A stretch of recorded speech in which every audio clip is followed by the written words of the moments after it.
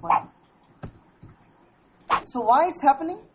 Let's see. The only reason for this to happen is that if and only if this Y, this capital Y, when the capital Y and capital Y present, it provides the coat color yellow. Okay. And when the small y and small y present, it provides the coat color gray. Okay. But just imagine the scenario when this capital Y and small y both express themselves. I mean, when we get the heterozygous pattern, capital Y and small y, the heterozygous condition, right? It is becoming lethal from that mouse. If it is expressing capital Y, mouse is living fine and expressing the yellow coat color. Small y provides grey coat color, mouse is living. But if it capital Y, small y is expressing, due to the interaction between these two genes, it is not only expressing the color, but also it is regulating another phenotype that is dealing with the viability for that mouse. And the viability, it is causing death to that mouse. So if there is capital Y, small y, it is causing death to that mouse. So whatever mouse and whichever mouse get capital Y, small y genotype, they are dead. Even before the birth, they are not alive. They died during the birth. So we never saw a mouse with capital Y, small y genotype there. So ultimately what we get, we have capital Y yellow, small y gray. Right? And that's why we get the phenotype of 1:1. Now see, in this case, the gene, this Y, this is only one gene, Y gene, two variety of the gene, capital Y, small y. Now this one gene is interacting with two different and controlling two different phenotypes. One is the coat color, another one is the viability of that mouse. And this is another, this is the epistasis. See. So this is the example of pleiotropy. And pleiotropy is present in many different examples in human as well as in other examples, but this is a small example that I can provide. And in pleiotropy, you see the ratio of 1:1. Now, you should memorize the ratio, because even if you understand it conceptually, but still, if you memorize the ratio, that in pleiotropy, what is the ratio? In epistasis, dominant epistasis, what is the ratio? In duplicate dominant epistasis, what is the ratio?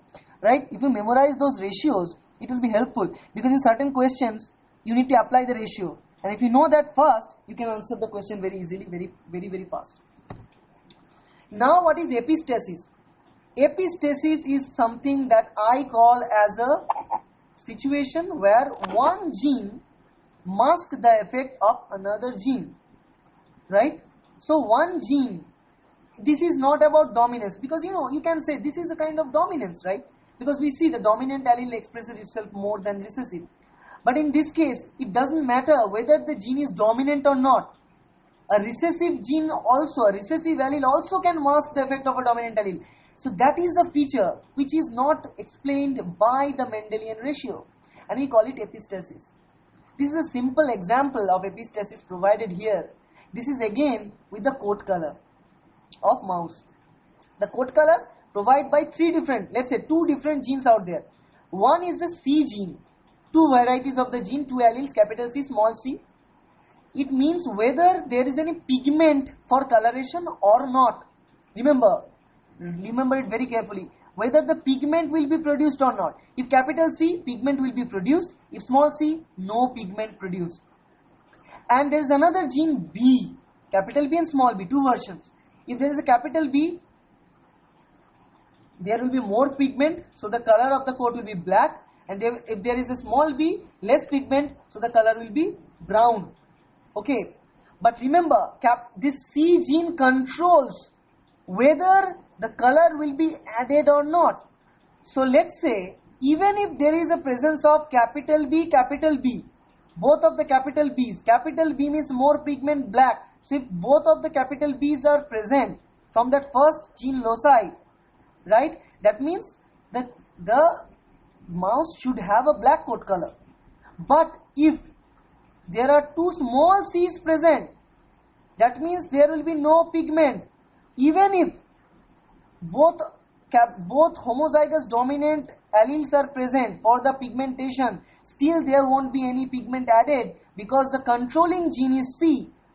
If capital C is not present, in any condition, there won't be any pigment at all added, and it will turn it into an albino. You know, albino means white. That's how the albino mouse is generated, right? It doesn't matter what is the expression of genotype in the first position, in the first loci. The expression from the second loci, that is the controlling gene, small c. This is the gene that controls the scenario. Now this gene here is called as the epistatic gene. Epistatic gene means it will completely mask the effect of other gene. Doesn't matter whether it is a dominant or recessive. It will do it eventually. And the ratio will be changed.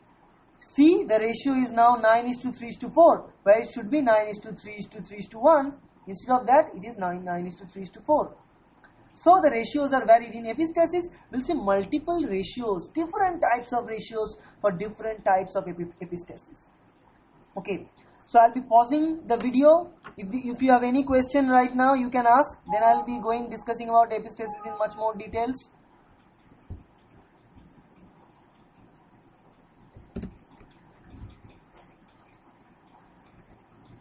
If you have any question, you can ask.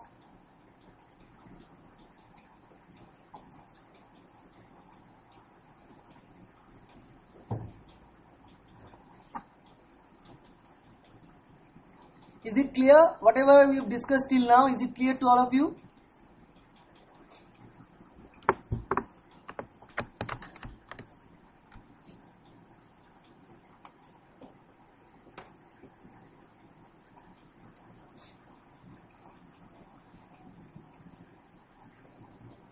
I am telling you again that genetics is the most important part. Genetics and developmental biology, these are the two sections. If you can understand these two very well, you will be able to answer many questions. No, it should not be for 60 minutes. The timing that was provided here, I need to expand that because today I have had. Okay, so genetics is one of the most important topics for NET.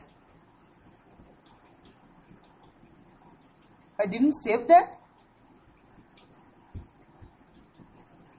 What happened?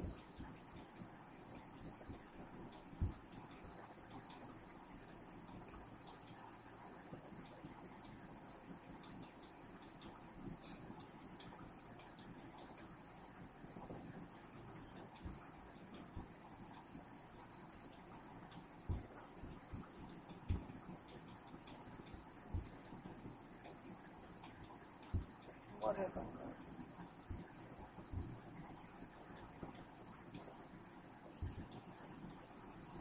Okay, so let's move on. There's a problem with the recording. What happened? I don't know. Whatever. Let's add some more minutes.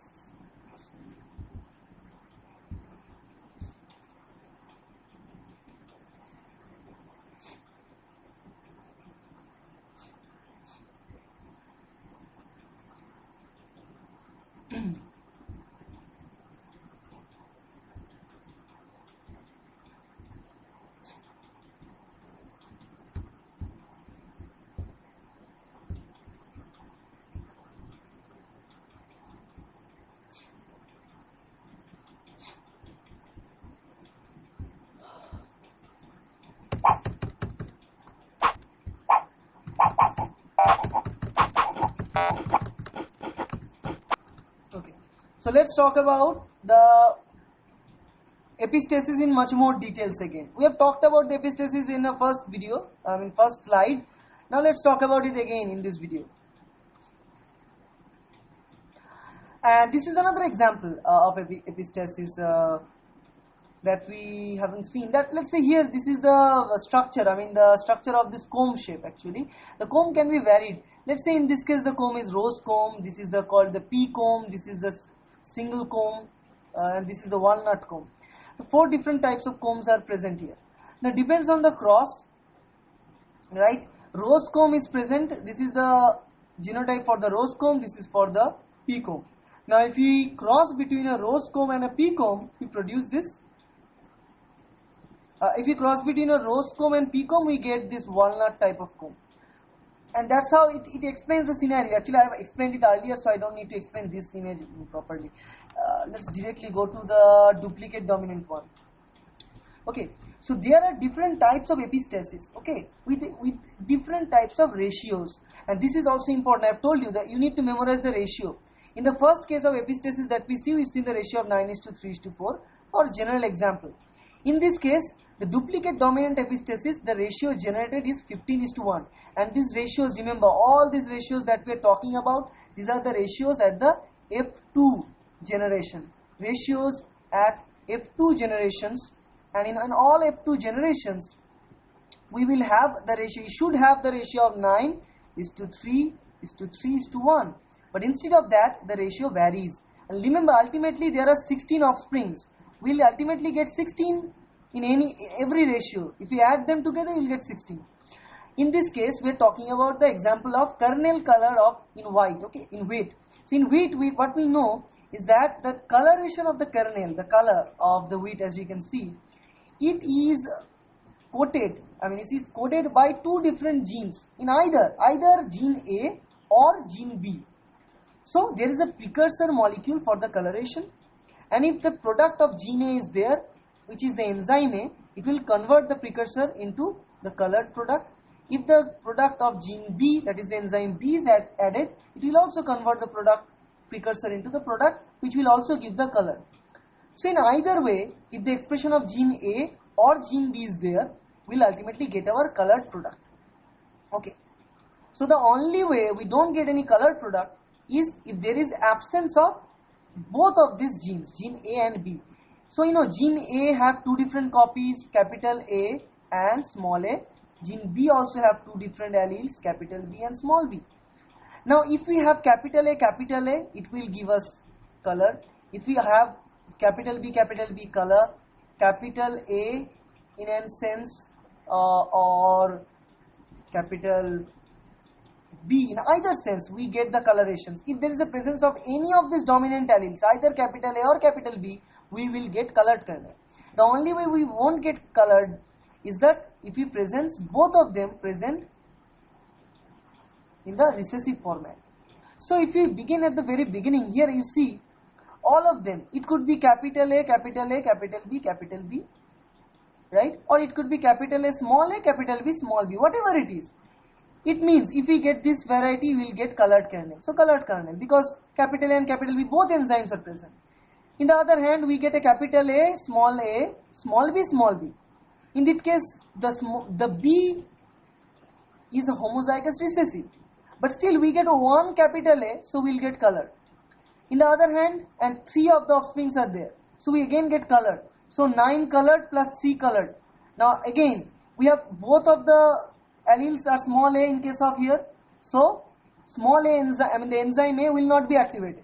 But we have at least one capital B.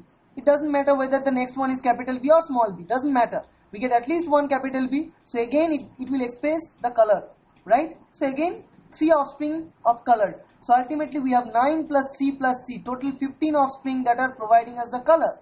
On the other hand, the only one possibility based on the Punnett square analysis, that is both of the place we have small a, small b, homozygous recessive. And this is the only way that we won't, because we are not getting either of these alleles. We won't get any capital A or any capital B. So in that case, it means we won't produce any color here. So see, the ratio is 15 colored, 1 white. This is called duplicate dominant. Why duplicate dominant? Because the effect of the gene can be duplicate, because there are 2 genes coding for one particular purpose.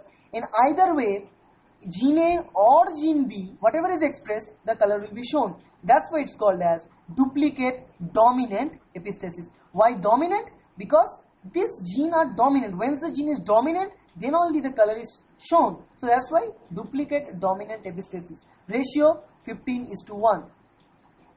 Second case, complementary genes. Ratio 9:7. We are seeing the ratio now.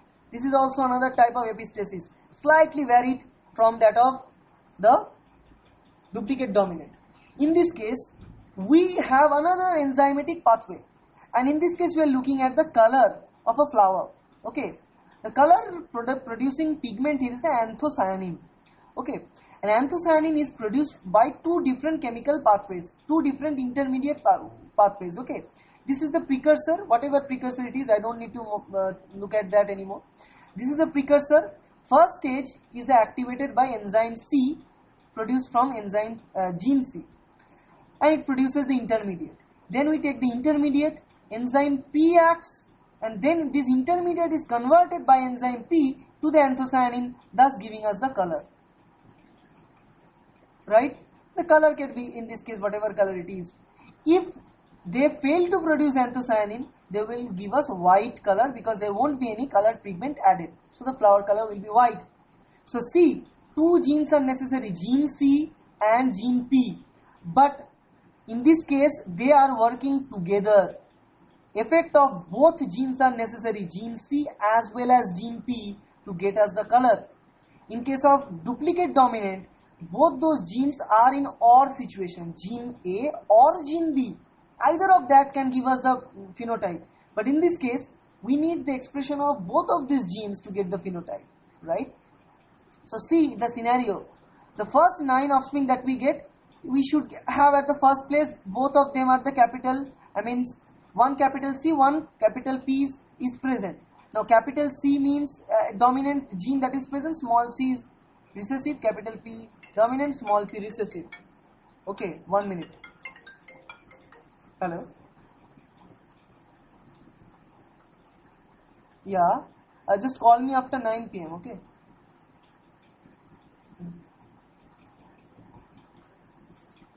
So now, just imagine, in the first case, where we have capital C and capital P in both the loci, in each loci we have the dominant alleles, okay? If you have the dominant alleles in both this place, whatever, it doesn't matter whatever thing we have here, we ultimately express the color, so we get the color.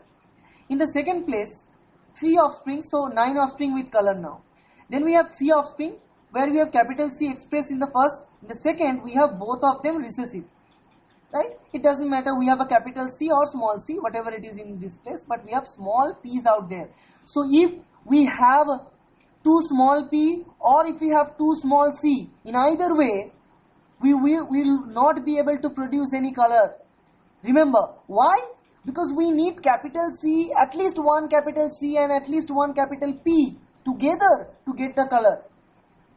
So in this case, the color will be white. So 3 white, this is red, this is white. Again, the third, another 3 offspring, we have small c's at the first character. In the second ray, we have capital P, and it can be capital P or small p, doesn't matter, because we do not have any capital C, so the coloration will also be white. So again, 3 white. In the third one, small c, small c, small p, small p. There is no trace of a capital C or capital P, so no way that this is going to give us the color. So again, 1 white. So ultimately we get 3 plus 3 plus 1, 7 white and a 9 colored. So the ratio is 9:7. Okay? And in this case, as we know that the effect of gene C and gene P, the enzyme C and P are complementing their feature, because the work that is provided by enzyme C is now completed by the enzyme P. So the effect is complementary effect. That's why we call the gene C and gene P as complementary genes. Third is the dominant epistasis. Dominant epistasis. Simple dominant epistasis. The example again, the ratio is 12:3:1. Let's see how. Example, fruit color in squash. This is a fruit, squash fruit, and the color, you see variety of colors possible. White, orange, black, green, and every different colors are possible. So this is a scenario slightly different. Here what we know is that recessive, the color is recessive to no color. Most of the cases what we think, the no color is recessive and color is dominant. But here color is recessive and white nature is dominant. So this is different. So the white nature is capital W, color is small w in this case. This is one gene that we are talking about, and another gene that we are talking about, as it is also called as a color property. Which color is that? Whether this gene, capital W and small w, is the gene which divides the situation. If the capital W is present, that means the color will be white, and there is no way that the color can be changed to yellow or green. Remember this very carefully. If this capital W is present in any way, in either of the locus, in either of the gene, if this capital W is present, no way it is going to give any color yellow or green to the fruit. So no yellow or green, yellow and green, no way, if the capital W is present in any of the locus. Okay.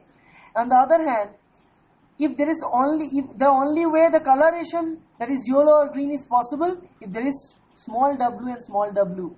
If this is homozygous recessive, then only we'll get color. Because remember, the color coding gene here is small w and this is recessive. So the only way recessive can be expressed is the homozygous format. So homozygous recessive, then only color will be expressed.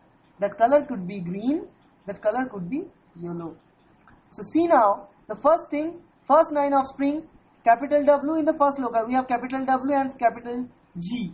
Yeah, G for the green and small g for the yellow, whatever. So the other gene is G, capital G for green, small g for yellow. Okay. So see, at the very beginning we have capital W and capital G in place. Now what we know, if there is a capital W in either way, it's not going to give us any color, so the offsprings will be white. So first 9 are white. So we have a dual between white and color. So the white, 9 white, no color till now. Now the second case, we have small g in the next phase, but whatever it is in the first, we have a capital W. See, we have a capital W. So this is no way that this is again going to give us color. So white again. So see, white. On the other hand, then we get 2 small w at the first, and second we have a capital G, and whatever it is, it could be capital G here or small g here. But as we have a small w, homozygous recessive, it will express color. And as it is providing capital G and small g, sorry, actually I provided wrong. Capital G means yellow. Sorry, capital G is yellow, small g is green. That's what is shown. So if it is capital G, small g, then the dominant will express. The dominant between capital G and small g is capital G, stored for yellow, so the color will be yellow. So here is 3 yellow. Last one, small w, small g. Now in this case, small w means obviously the color will be expressed. Both of them are small g means green, so one will be green. So if you look at here, the colored, this is yellow, and in case of green, there is 1. So the ratio, if you look, 9 plus 3, 12 white, in colored, yellow, 3 yellow, and in green, 1 green. So the ratio is 12:3:1. See? And this is dominant epistasis, because the gene that is epistatic here is the capital W, and if it is present in the dominant form, it will suppress the activity of the capital G gene. Because though the capital G is present, still it is not being expressed due to the presence of the capital W. Dominant epistasis. Now the fourth one is a suppression example, and the suppression ratio is 13:3, sorry. Now in this case, example is malvidin production in primula. Primula is the plant there, and if we look at primula plant, the malvidin is an important feature. In this case, the production of this chemical malvidin in the plant, both the synthesis of chemical controlled by the gene K, okay, capital K, this is capital K, sorry, okay, and the suppression of the synthesis of the K gene. Remember, K gene provides that pigment, K gene provides the malvidin, and the K gene, there is a suppressor for K gene, and that is called D gene. So D gene acts as a suppressor. So remember, if capital D is present in any condition, if capital D is present, no malvidin. In any of the locus, if capital D is present, no malvidin. Right? the only way malvidin will be produced is small d as well as capital K or capital K small p, doesn't matter. But it should have small d to get it activated, and then it should have either of the capital K in one of the loci. Then only it will express malvidin. So here in default, malvidin will not be produced if the capital D gene is present. So the only way malvidin will be produced is presence of homozygous recessive D genes and then capital K or capital K small k, right? So see at the very beginning, capital D, capital K and capital D is present, no way malvidin will be produced. So no malvidin and malvidin, this is the dual. In no malvidin, we have 9 offspring. Now in the second case, C offspring, capital K and then small d. Small d is there. You know, small d means there is a chance for malvidin to be produced. But for the production of malvidin, we need a capital K, at least one capital K. Here we have one capital K. It doesn't matter whether the other allele is capital K or small k. But actually the malvidin will be produced because capital K is dominant. So we have 3 offspring malvidin produced. Then after that small k, capital D, and it could be capital D or small d, but doesn't matter because if we have one D at least, then only one capital D at least, it will not allow this plant to produce malvidin. So again no malvidin, C no malvidin. Then finally capital small k, small d. Now here is an interesting fact. Though there are small d's are present, homozygous recessive for this suppressor gene, so there is a chance of producing malvidin. But small k, no dominant allele is present because small k will not produce malvidin. At least we require one capital K to produce malvidin. So again this one will not produce any malvidin. So no malvidin. So what we get? The ratio of no malvidin 13 and malvidin 3. 13:3. That's the ratio we are talking about. And in this case, we see the effect of capital D gene as a suppressor to that capital K. Doesn't matter whether capital K is present or small k, D will suppress the activity.